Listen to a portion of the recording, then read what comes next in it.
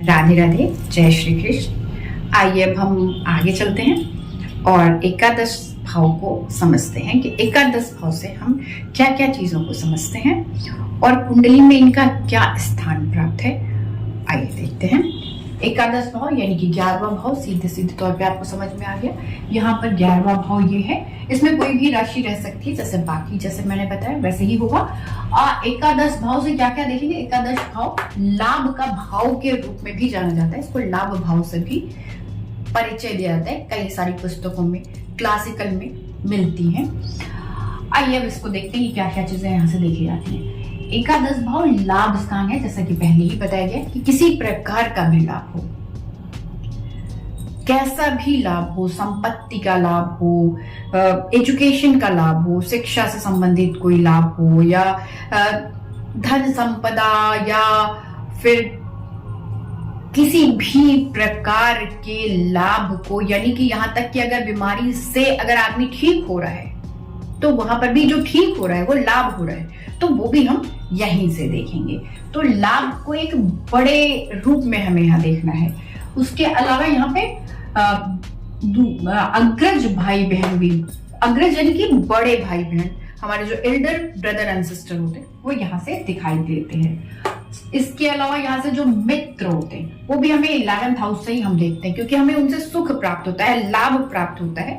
तो मित्रता हमारी कैसी रहेगी और हमारा उनके साथ क्या संबंध रहेगा वो भी हम यहीं से देखते हैं। इसके अलावा जो ये 11th हाउस है, एकादश भाव है, वो इच्छा पूर्ति के रूप में भी माना जाता है। इच्छा पूर्ति यानी कि जो भी चीजें आप इच्छा रखते हैं, यानी जो हमारी इंद्रिय जनित इच्छाएं हैं, उनकी पूर्ति का जो एक जहां दिखाई देती है कि कितने % पूर्ति होगी, वो हमें यहीं से दिखाई देती है।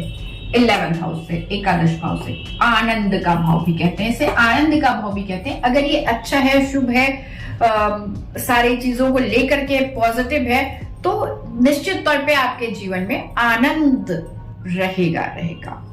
इसके अलावा इसे शरीर में हम इसे बायां कान और हाथ को भी, बाएं हाथ को भी देखते हैं और बाएं कान को भी देखते हैं। तो अगर इससे रिलेटेड अगर कोई समस्या है, बीमारी है, तो हम यहीं से देखेंगे।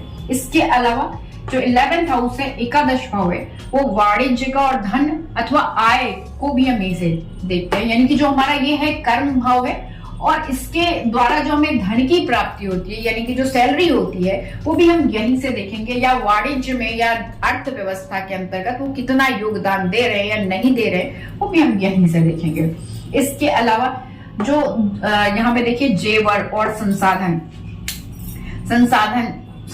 और जेवर से मतलब है, यानी कि आपकी जो संपत्ति ऐसी है जो छिपी हुई भी है, जो आपके स्रोत है जिसके द्वारा आप बाकी कार्य कर सकते हैं, या एक तरह से देखा जाए तो पूंजी या कैपिटल, तो वो हम यहीं से देखते हैं। इसके अलावा एकादश भाव से ही हम प्रतिष्ठा, मान सम्मान, प्रसिद्धि आदि भी देखते हैं। यानी कि जैसा कि आप जानते हैं कि कलयुग में जिसके पास जितना अधिक धन होता है उसे उतना अच्छा मान सम्मान प्राप्त होता है। और चूंकि ये सीधे तौर पर धन से संबंधित है, आनंद से संबंधित है, आपके बहुत सारी जो लग्जरी जो जीवन है उससे संबंधित है, तो अब सीधी तौर पर, निश्चित तौर पर आपको समाज में, देश में और शहर में, जगह पर आपको, हर जगह पर आपको मान सम्मान और प्रसिद्धि भी प्राप्त होती है। राधे राधे, जय श्री कृष्ण।